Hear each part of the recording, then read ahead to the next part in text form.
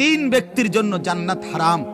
এক, মুদমিনু খামরিন, যে মদ খায়, নেশা করে, নেশাখোরের জন্য জান্নাত হারাম।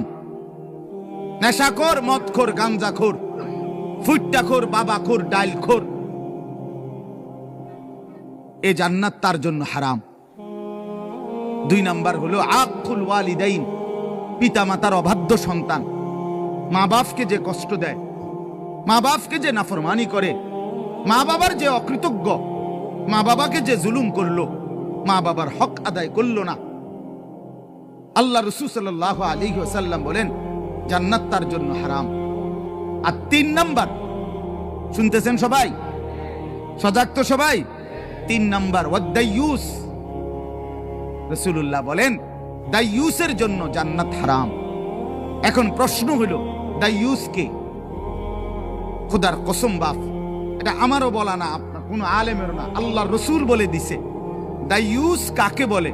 রাসূল বলছে ওয়াদাইয়ুস আল্লাযী ইউকিররু আহলাহু আল খুবুস।